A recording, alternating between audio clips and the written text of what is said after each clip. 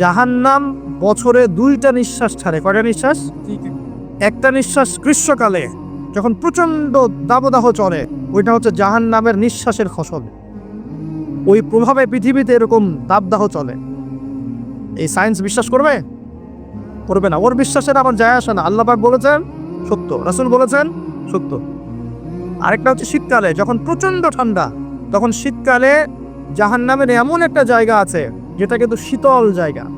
জাহান্নামের পুরো জায়গাটাই কিন্তু আগুন নয়, এমনও জায়গা আছে যেটা কি খুব শীতল। ওই শীতল অংশ শ্বাস ছাড়লে এই যে পৃথিবীতে এই শীতের একটা প্রভাব চলে আসে, প্রচন্ড ঠান্ডার শৈত্যপ্রবাহ চলে আসে।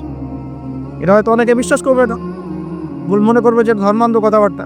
হাদিসে আছে নবী সাল্লাল্লাহু আলাইহি ওয়াসাল্লাম বলেছেন, কে সত্যবাদী? এই পুরো সভ্যতা না রাসূল সাল্লাল্লাহু আলাইহি ওয়াসাল্লাম? এই বিশ্বের সমস্ত মানুষ সত্যবাদী বেশি না আল্লাহ রাসূল বেশি সত্যবাদী? বাস, আর কোনো দরকার আছে কথার? কবরের আযাব সত্য না মিথ্যা? চোখে দেখা যায়? কোনো পরীক্ষাগারে প্রমাণ করা যায়? আরে পশ্চিমারা যে বলে পরীক্ষা নিরীক্ষা পর্যবেক্ষণ ছাড়া কোনো জ্ঞান নেওয়া যাবে না, তাহলে কি হবে? এই যে শিক্ষা ব্যবস্থা দাঁড়িয়ে আছে এখনকার এই দর্শনের উপরে, পরীক্ষা নিরীক্ষা পর্যবেক্ষণ চাক্ষুষ না দেখা পর্যন্ত কিছু বিশ্বাস করি না। যদি বিশ্বাস করেন তখন আপনাকে বলবে ধর্মান্ধ হয়ে। কি বলবে? কথা বুঝেন না আমার? হ্যাঁ, ওদের ফিলোসফি অফ এডুকেশন, মানে আমরা বলি এটাকে এপিস্টিমোলজি, আমাদের ফিলোসফিতে বলতো এপিস্টিমোলজি, মানে জ্ঞান তত্ত্ব। এই শব্দের অর্থ হচ্ছে কি? জ্ঞান তত্ত্ব। ওদের জ্ঞান তত্ত্ব হচ্ছে যেটা ভিজুয়াল না, আমরা যা দেখি না, এবং যেটা স্পর্শ করা যায় না, ইন্দ্রিয় দিয়ে উপলব্ধি করা যায় না, মানে স্পর্শ করে বোঝা যায় না, গন্ধ নিয়ে বোঝা যায় না, তারপরে কঠিন তরল না বায়বীয় পরীক্ষা করা যায় না, পরীক্ষা নিরীক্ষা পর্যবেক্ষণের মাধ্যমে সিদ্ধান্তে আসা যায় না, এটাকে জ্ঞান বলে না ওদের মত। যদি এটাকে এই সিঁড়িগুলো উত্তরানো যায় তখন সেটা জ্ঞান, ওদের দর্শন এটা। তাহলে এখন কবরের আযাবটাকে আপনি কি করবেন? এখন কবরের আযাব নাই, তাহলে এখন তো আপনাকে আল্লাহ পাকের কথায় বিশ্বাস করতে হচ্ছে না, গায়েবে বিশ্বাস করতে হচ্ছে। তাহলে এখন আপনি যখন গায়েবে বিশ্বাস করতে যাবেন, ওরাই আপনাকে তোকমা দিয়ে দিবে, তো ধর্মান্ধ হবে, এবং ওয়ার্ল্ড আপনাকে আক্রমণ করবে তখন। যেমন মুসলিমদেরকে এখন আক্রমণ করছে না এগুলো দিয়ে, এগুলো এমনি এমনি আসে নাই, এটা পরিকল্পিত। আপনার ভিত্তিটাকে নড়িয়ে দিবে, তাই তো। আসলে তো আল্লাহকে তো দেখি না, ফেরেশতা তো দেখি না, জিন জাতিকে তো দেখি নাই, আত্মা তো দেখি না, কবরের আযাব তো দেখি না, কেন বিশ্বাস করবো তাহলে? এই জন্য দেখবেন একটা প্রজন্ম তৈরি হয়েছে এখন, ওরা বলে যে আমি আল্লাহ কোরআন এগুলো তো খুব একটা বিশ্বাস করি না, আমি তো দেখি না। নাউজুবিল্লাহ। আছে না আবার লোকজন আশপাশে আপনার? এদের সংখ্যা বাড়ছে না কমছে? দিন দিন বাড়ছে। হয়তো আপনার কাছে মনে হচ্ছে যে এদের সংখ্যা হয়তো বেশি না, কিন্তু দিন দিন বাড়ছে। একটা তথ্য দিয়ে যে আপনাদেরকে এখানে শোনেন, বিগত 100 বছরে, কত বছরে? বিগত 100 বছরে বিশ্বের 3টা দর্শন খুব চলেছে। কয়টা দর্শন? 3টা। একটা হচ্ছে এলিমিনেশন, ওরা বলে কি এলিমিনেশন, মানে কনসেপ্ট অফ গড, মানে আল্লাহর বিশ্বাসটাকে সরিয়ে দেয়া, এটাকে এলিমিনেট করা। দেখবেন পশ্চিমারা সহ এই উন্নত সভ্যতা, সকল্ড উন্নত সভ্যতারে কিন্তু আল্লাহ বিশ্বাস করে না, তারা নাস্তিকতার আদর্শ ছড়িয়ে দিচ্ছে, কিন্তু তারা বিজ্ঞানে বিশ্বাস করে, আল্লাহ বিশ্বাস করে না। কিন্তু আর বিজ্ঞান যদি বলে কবরের আযাব বলে কিছু আছে, ওরা বিশ্বাস করবে, অবশ্যই বিশ্বাস করবে। কিন্তু আল্লাহ যদি বলেন কবরের শাস্তি আছে, তারা বিশ্বাস করবে না। আমার কথা বোঝাতে পারছি? আচ্ছা, এটা একটা। 2 নম্বর হচ্ছে মেটেরিয়ালিজম, মানে বস্তুবাদিতা, মানে মানুষকে দুনিয়া, খাও দাও ফুর্তি করো, ব্যাংক ব্যালেন্স, টাকা পয়সা, জমি জমা, স্ট্যাটাস, এইটুকুর মধ্যে সীমাবদ্ধ করেছে। চিন্তাগুলোকে এর মধ্যে সীমাবদ্ধ করেছে। পরকালের জীবন, ওইখানে জবাবদিহিতা, আল্লাহর সামনে দাঁড়ানো, এগুলো বাতিল, এগুলো পরে। মানুষকে দুনিয়ার দিকে ফোকাস করেছে। দেখেন না এখন ফ্লাইওভারে দাঁড়াবেন, দেখবেন মানুষ ছুটছে, সারাদিন ছুটছে, কিসের পিছনে? পরকাল, দুনিয়ার পিছনে। অল্প কিছু মানুষ আছে যারা একটু ধর্মান্ধ টাইপের নাকি, তারা ছোটে ধর্মের দিকে। আর কাছে 3 নম্বর, এটা হলো চ্যালেঞ্জ এগেইনস্ট রিলিজন, মানে ধর্মের বিরুদ্ধে চ্যালেঞ্জ উত্থাপন করা, যে ধর্মের এটা কেন, ধর্মের ওইটা কেন, হ্যাঁ, মুসলিমদের মধ্যে পর্দা কেন, চুরি করলে চোরের হাত কেন কাটতে হবে, বর্বর একটা বিষয়। তারপরে ইসলামে বহু বিবাহ কেন, ঠিক আছে, তারপরে বিয়ের এক্স্যাক্ট কোনো বয়স নাই কেন, মানে এই যে কনসেপ্ট থ্রো করছে না, এগুলো চ্যালেঞ্জ, রিলিজিয়নকে চ্যালেঞ্জ করা, এই দর্শনটা ছড়িয়ে দেওয়া হয়েছে বিগত 100 বছরে। এই তথ্যটা আপনাকে জানিয়ে দিলাম। ইনশাআল্লাহ আপনাদের স্টাডির ক্ষেত্রে কাজে দিবে। আজকে রাত্রে ঘুমানো থেকে শুরু করে দেন রাসূলুল্লাহ সাল্লাল্লাহু আলাইহি ওয়াসাল্লামের সুন্নাহর উপর আমল করা। পারা যাবে ইনশাআল্লাহ। প্রথমে সূরা মুলক, তারপরে আপনি পড়বেন সূরা ফালাক, নাস, ইখলাস, তিনবার মোট 9 বার, এবং প্রত্যেক 3 বার শেষ হলে আপনি দু হাতকে একত্রিত করে ফু দিয়ে নিজের মাথা থেকে নিয়ে যতদূর পর্যন্ত পারেন মাসাহ করবেন। ইনশাআল্লাহ রাত্রেবেলা আপনাকে কোনো দৃশ্য অদৃশ্যের ক্ষতি স্পর্শ করবে না। ইনশাআল্লাহ ঘুমের মধ্যে অনেক সমস্যা হয় না অনেকের, যে বলে বোবা ধরে, দুঃস্বপ্ন দেখেন, হ্যাঁ ভয় পান, আছে না এগুলো সমস্যা? এই সব সমস্যার সমাধান কি মেডিকেল সায়েন্স করতে পারে? যাবেন একটা অ্যান্টি ডিপ্রেশন ওষুধ দিয়ে দিবে, অথবা একটা ঘুমের ওষুধ দিয়ে দিবে, ঘুমান। কিন্তু সব সমস্যার সমাধান দিয়ে করতে পারে? আল্লাহ পাক পারেন ইনশাআল্লাহ। এগুলো নিঃসন্দেহে কোনো না কোনো ভিত্তি এবং পিছনের একটা ব্যাখ্যা আছে, যেটা হয়তো আমাদের নাও জানা থাকতে পারে, হতে পারে না? সব জ্ঞান কি আমাদের আছে? আচ্ছা, সব জ্ঞান যে আমাদের নাই, একটা এক্সাম্পল দিই, জাস্ট একটা এক্সাম্পল দিই। আমাদের শরীরে কি আত্মা আছে? আছে না নাই? আত্মাকে কি কেউ দেখেছে কিনা? এটাকে কেউ টাচ করেছে কিনা? তা আত্মা কঠিন, তরল না বায়বীয় কোনো জ্ঞান কারো আছে কিনা? এখন একজন মানুষ মৃত, একজন মানুষ জীবিত, উভয়ের মাঝখানে পার্থক্যটাই তো হচ্ছে আত্মা। একজন মানুষ মৃত, তার মধ্যে আত্মাটা নাই, আর যে মানুষটা জীবিত তার মধ্যে কি আছে?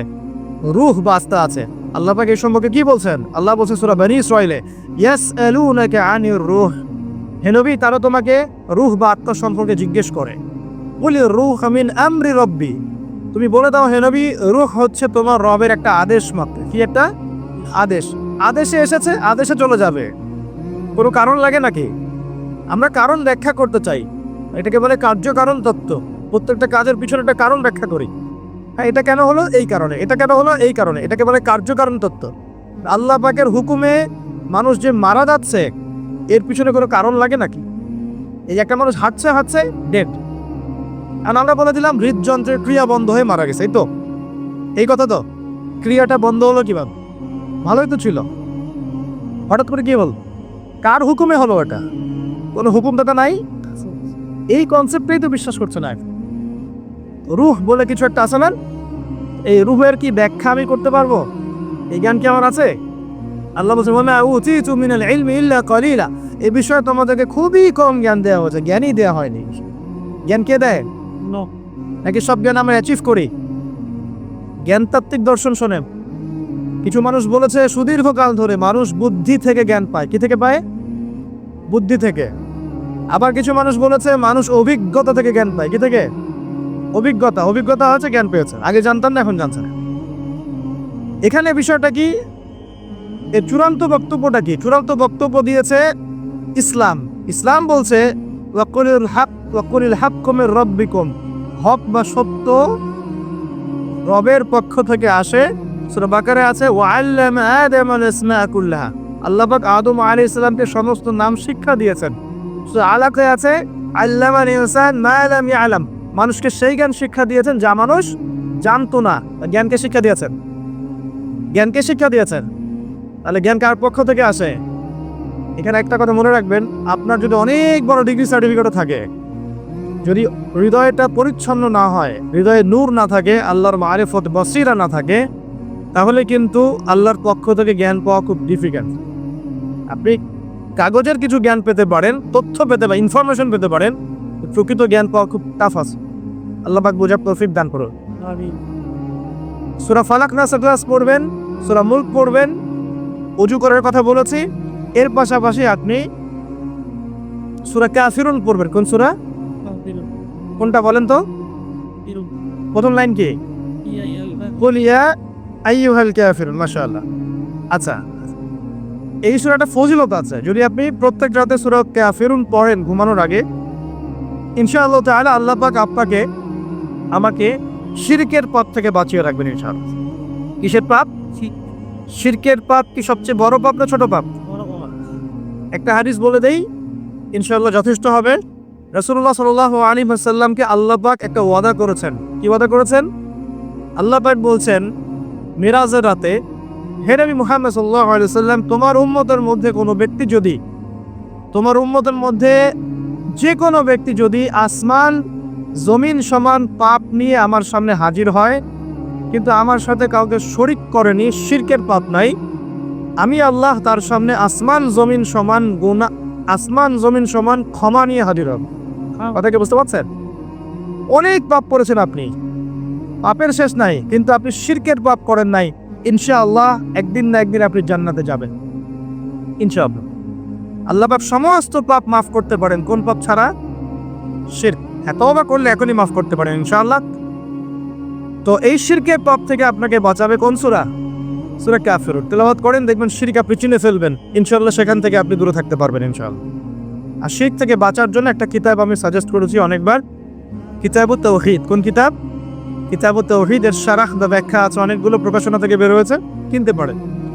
বাংলায় অনুবাদ করা আছে, বইটা পড়তে পারেন। তবে বইটা একটু কঠিন, অনেকে হয়তো বুঝতে পারবেন না সবকিছু।